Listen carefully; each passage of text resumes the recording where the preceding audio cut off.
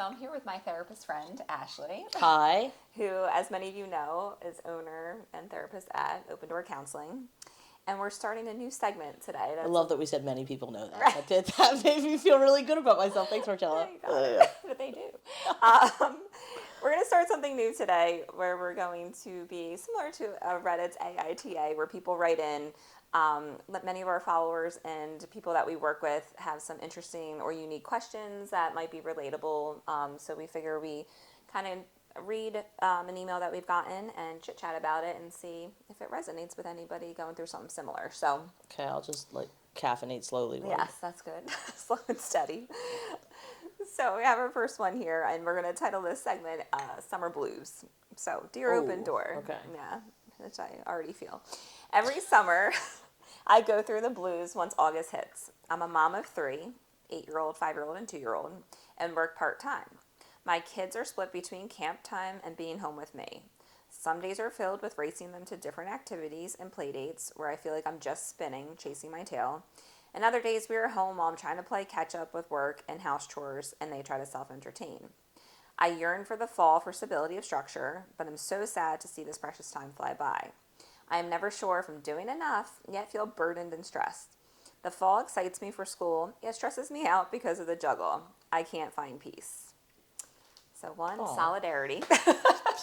Yeah, same. Yeah. I can say that's extremely relatable, but so it seems like she has 2 struggles that she's going through. One being her kids either being super involved or home and what I guess she fears is kind of bored. Right. I mean, the human in me wants to be like, same. Yeah. I freaking hate the summer, right? Yes. And what is the expectation for childcare in the summer? Is the expectation that they need to have enriching activities that are entertaining and they need to be at camps each week or they need to have play dates every week or swimming pool time or whatever?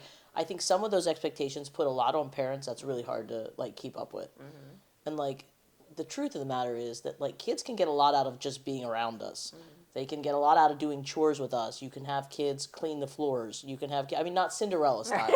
Let me just run that back. But because the thing is not the activity that they're doing, it's the engagement with you. So if you're making breakfast and you let the kids crack the eggs, even if that means you're choking on shells for a little bit, that keeps the kids busy and it is engagement, it is connection, which is what they're really craving. They can go with you to vacuum out the car. And probably another thing that parents maybe need to hear, maybe Summer Blues needs to hear, it's fine if your kid is bored. Right? It's okay if they're sad. It's okay if they're disappointed with something about their summer. These are all human emotions that they're going to have to learn to feel at some point. I think sometimes we think to be good parents, we have to protect them from any bad feelings. And if they're having a bad feeling, like boredom, that's our fault. That maybe she's feeling like she didn't do enough, so she needs to make sure there's all these structured activities, right? Do you think it's almost also generational? Because I feel like my mom looks at what we're doing with our kids as overstimulation and they're in too much stuff and they should be bored, because us as kids with her, we were around more and they were not really parenting us at all, right? I mean, let's just be honest. You're saying it really sweetly, and we love our parents, but I'm saying I don't think there was nearly enough supervision, to be honest, in the 80s and early 90s. Kind of go outside and play for 6 hours and I think come so, back. Yeah. right? I think so. And then, sometimes there would be, a really scary talk about stranger danger. Right. But they didn't, go with us or watch us. They were just a stranger will put you in a van. Yes, right? We were kind of okay, got it. Don't get that, right? So I don't know. I mean, that's really interesting. I mean, your mom stayed home. Yes. My mom worked. Yeah. I don't know how much guilt they had about those choices. I feel like sometimes I almost get guilted by my mom that they are they should be home being bored and not at camps all these weeks or something because they need to be home right now. Does she think you need to be as hands-on, or she's just saying just let them run around like you maybe did? Right. I think, I think she just feels like kids today are too active and busy. Oh, okay. Yeah. Well, I think there's a lot of, but maybe I do think there's a lot of pressure, on us as parents, and whether you're working or stay at home, I think, and some of that pressure is, cultural, right? And I think some of that is probably, internal, too, for people that are, I'm assuming that maybe Summer Blues is, maybe pretty type A, pretty high achieving. Right. She wants to do all her jobs well. Mm-hmm. Her job as a mom, her job at her, company or whatever, her job as a wife. Yeah. So there's all these shoulds that we accumulate. Mm-hmm. I should have dinner on the table. It should include a vegetable. Mm-hmm. It should not be pizza on the floor with paper plates, right? That's not good. Right. the kids should be at lacrosse camp. They should not just be sitting, playing a game on a tablet or whatever. Those shoulds can accumulate to the point where they're like literally on your chest. A lot of anxiety and a lot of pressure. And I don't want to assume, but maybe that's some of what kind of she's experiencing. So if that was the case, I mean, one thing, I'm not saying it's easy to do, but one thing is to look at those shoulds. If a should is valid, if it's really something you ought to be doing, you should be able to defend it. And how we challenge shoulds is we just ask ourselves, well, why should I? So if the thing is, my kids should be at camp, I don't know, 8 weeks out of the 10-week summer. Right. Why should that be the case? Right. And if you follow that, and why should that be the case, and why should it be the case, you'll probably get to like the core thing. Sometimes it's functional because we have to work. Right. That's easy. That's Right. real. Right. Okay, that's where they have to be then. Right.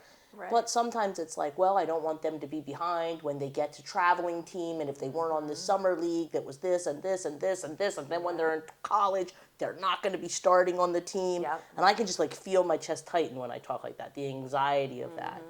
Which, I mean, sometimes like those things are motivated by our worry. We want the best for our kids, and we feel that if they're not having these amazing summers full of enriching activities and this and that, somehow they're going to miss out on something maybe. Right. But I don't know if that's really true. Right. Yeah. Right? I mean, Yeah. I think I heard stage 2 with like, I think it was 8, 5, and 2. I mean, the 5-year-old and 2-year-old are probably just feeling like they're living their best life on the reg, like, Right. and the 8-year-old, probably could start comparing, like, with friendships and, well, this one went to the pool every day, or, here and there. So she might be, I guess, hearing some gripes from her older one, possibly. yeah, and I wonder too, like, what social media has to play in that. Because people go on their Instagram or their Facebook or whatever, and it's people's vacation pictures, and it's exotic meals that people Yeah. had on cruises, Right. and it's Disney fireworks, and it's this Yeah. and that, and it's really hard not to compare. But, like, comparison is the thief of happiness. I mean, if you want to make yourself miserable, start comparing. Unless you're really sure you got a better sitch than the other person. In which case, comparison can make you feel a lot better. But it's like a real dangerous game. Yeah, I like that. It's a thief of happiness. So I don't know how much that is the case. I mean, generally, probably it is like informed by the neighborhoods we live in, our social Right. groups, depending on what is normative for like those people to be doing. I mean, Right. I think that like when my mom was letting me run amok, a lot of her friends were also like working single moms, and all of us were like wild latchkey kids. Yeah. So I don't know that there was a bunch of shame. I think that was Right. just like what it was, Yes, right? Like, yeah. but I think, in some neighborhoods or some social circles, like there are massive strategies about what activities kids are put in. And that's all based on starting in first grade. That's like based all the way to like what college recruiters are looking for. Oh my God. This girl just wants to get through her summer. Right. Right? She just wants to get through her summer, maybe be able to enjoy herself. Yeah. The other thing is too, right? Like, so being conscious of what our motives are for these expectations we put on ourselves, these shoulds. And if you can pare some of those shoulds down and focusing on like what's really important to you, what do you want, what do you want to be the takeaway of this summer? And then I think when you've identified what that is, it's easier to create that reality, right? Like it's easier to block out time that's just downtime, you know. But I think you have to have like the mindfulness or the presence to say like kind of what do I want to be the point of the summer, or what is the meaning of this time for me? But I Still think in that, it. Yeah. We're still in it. Or it's still being, so it's a good thing.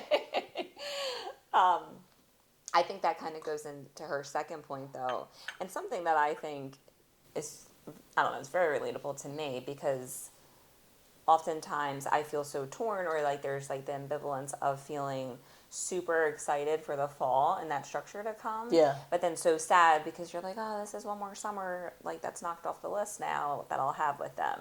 So that like dual fighting internal struggle that you're really happy to see it go, but you're really sad at the same time. And I feel like I live with that across like multiple things, even with the kids getting older, or like, you're happy to see them get older because you're still alive for it. Right? Yeah, fair. And then, but you're sad to see like the baby stage go. But like that specifically, that summer, I feel like so many people say you have 18 summers with your kids. That's it. That's it. Ew, who said that? Oh my God, I feel like I hear that all the time. Who is saying that to you? Like at the grocery store? Who is like what? Probably social media. They're like, you have 18 summers and then it's all over. And now I'm like down how many? I don't So- like hearing that. No. So then what can you do? I mean, I think that's kind of the human condition, right? There is sadness. And because we are constantly losing. Right. And I guess that's what you're talking about. Yeah. And there's some moments like the end of summer or probably graduations from grades or Right. teeth falling out or Yeah. something that signifies Yes. the ending or the growth, Right. but also means the ending of something else, of Right. another stage. Yeah. And that endings are hard. Yeah. Yeah. Extremely. I mean, I don't know that there's a way around that. I think Yeah. like that's like kind of being a human being. I mean, I guess the only reframe I can think of, if it even needs reframed, is just like gratitude, right? That like those moments when you're aware of the loss, you also have an opportunity to be grateful for what was, right? Like, what a wonderful thing that you have two people that are so incredible to be with, that like knowing that one summer's down Right. is that hard. Right.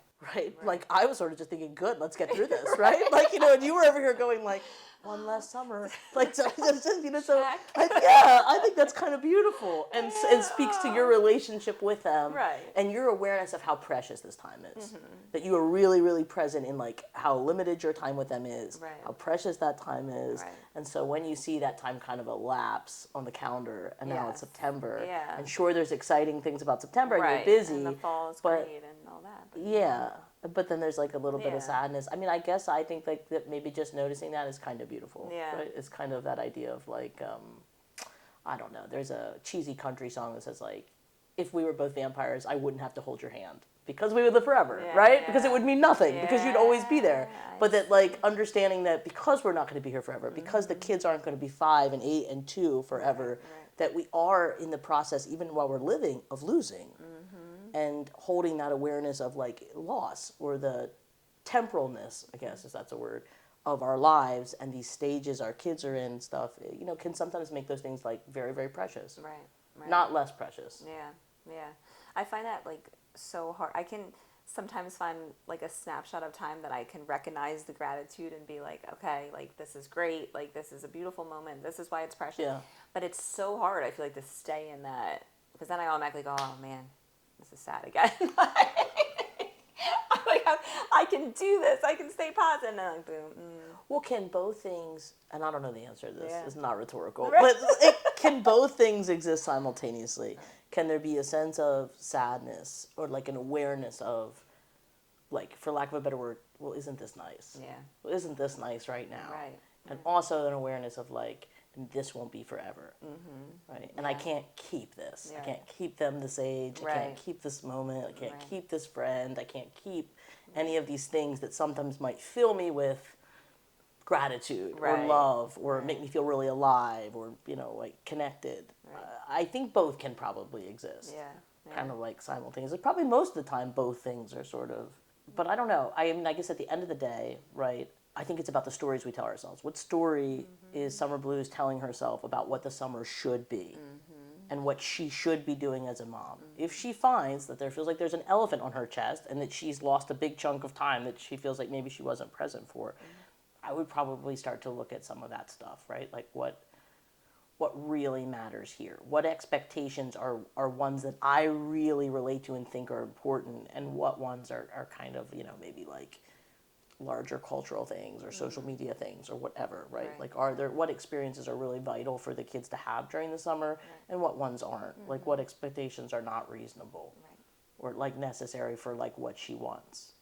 Same thing for holidays, right? I mean, Yeah. same things for like scheduling around the holidays, the pressure of like seeing everyone doing everything, doing the Polar Express, going and carving shit out of ice. Right. Like Right. whatever crazy stuff people Yeah. like schedule for their kids to have these choreographed Yes. amazing holidays. And we see on social media like the elf is moving all over the house. Yeah. He's baking omelets. Yes. He's like, he's driving the kids to school. And you go like, these parents are so creative. This is incredible. Yeah, right. Right? At the same time, like, that takes a lot of time and that's a lot of Yeah. pressure. Yes. And so it's sort of like, what do people be just being really clear about what is the most important to you and then putting that attention and time there, maybe. Yeah. I we mean, probably could have a whole other segment on social media stuff, but With a that's the blanket. thing where people just like, I feel like you had to go to pick the apples, plop that on social media. Did you carve the pumpkins and go to the pumpkin patch? And did you put your kid in a pumpkin and like, post. not the and, classic like, kid in a pumpkin. I that is did that to both my kids. both those kids were in pumpkins? Yes, I'll show you later. Okay. And to be honest, Okay, we're- like, speaking about comparison, I Yeah. just felt total shame. If I'm being really honest, when you said both those kids were in pumpkins, I'm like, My kid was never a pumpkin. What Probably terrible less parent. traumatized because my kids both screamed. But why didn't I care enough to put her in a pumpkin? Because I was trying to fit the mold of a cute picture to post. And I'm not even a big social media person either. Like, I barely post. Like, when the kids were babies, I would do occasionally. But, like, when I see, and again, like, maybe we say that for a separate segment, but, like, it's just, like, I can, like, do it. Plop it on. Like, you have to keep all these, like, little tidbits. And I feel like the fall from, like, September, December is totally that. So, anyway, we'll save that for another time.